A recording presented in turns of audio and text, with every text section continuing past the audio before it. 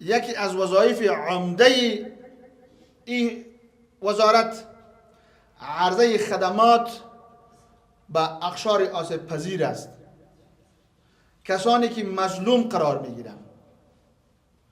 و اقشار آسیب پذیر اطفال یتیم هم هست، اطفال بے سرپرست هم هست، زنان بیوه هم هست. اینها هم از جمله اقشار آسیب پذیر هستند. در چوکات وزارت کار و امور اجتماعی برای اقشار آسیب پذیر هم اینجا عرضه خدمات می شود. به طور مثال مرکز حمایوی اطفال به خاطر حمایه از اطفال آسیب پذیر است، کسانی که از دیگر کشورها به افغانستان رد مرز می شوند، کسانی که بے سرپرستند، کسانی که از خانواده هایشان مفقود می شوند،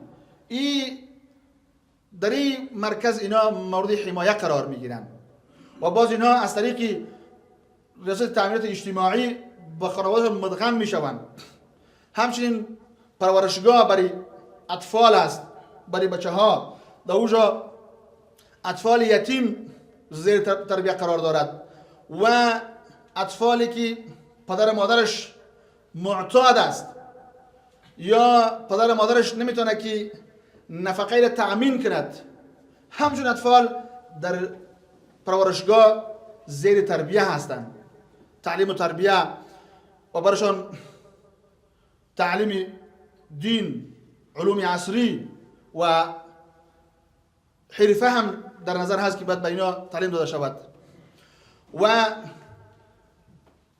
ریاست عمومی حمایه از حقوق اوناس که تقریبا 6 ریاست داره که در چوکات وزارت کار و امور اجتماعی برای از اینها تقریبا 6 ریاست است.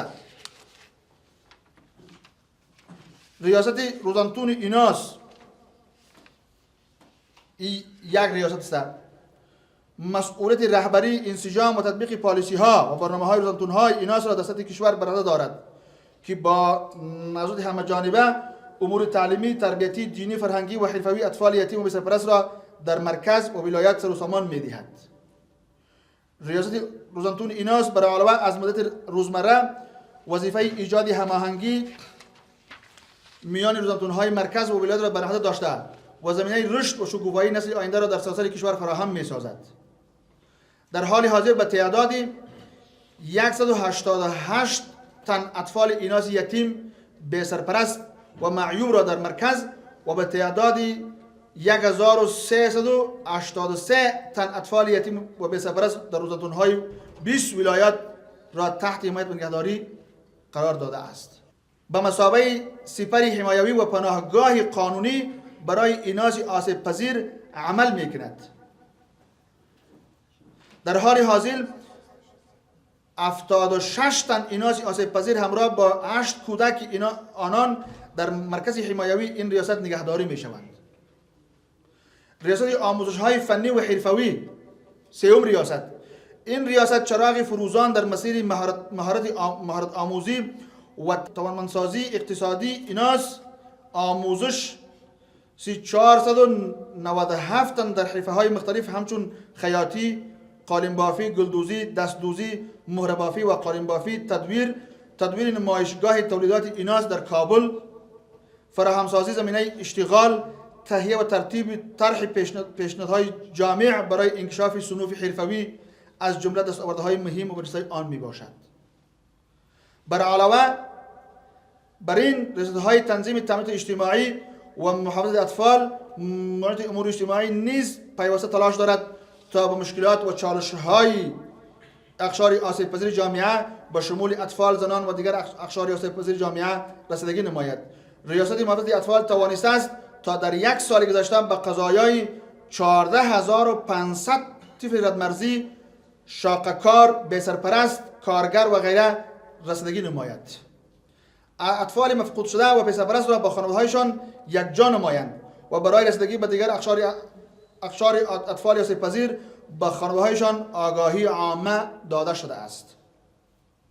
ریاست تنظیم تامینات اجتماعی نیز توانسته است به بیش از 500,000 خانواده‌های نیازمند و خانواده‌هایی که توسط زنان سرپرستی می‌شوند کمک نماید. در تمام کشور به شمول مرکز پرورشگاه‌های اماراتی را فعال ساختیم که پرورشگاه‌های دخترانه از پرورشگاه‌های پسرانه جدا می‌باشند و در آن بیش از 10,000 طفل یتیم و بسرپرست نگهداری می‌گردد که نسبتاً تمامی صورت‌های زندگی برایشان مهیا گردیده است. بر علاوه این اکنون وزارت امارت اسلامی در سکتور امنیتی، سکتور معارف و سکتور سیاست زنان شامل کار بوده و مصروف خدمت به مردم عزیز کشور می باشند و در هر اداره امارت اسلامی که به خدمات ایناس نیاز باشد توسط طبقه ایناس برای ایناس به گونه احسن خدمات ارائه می گردد.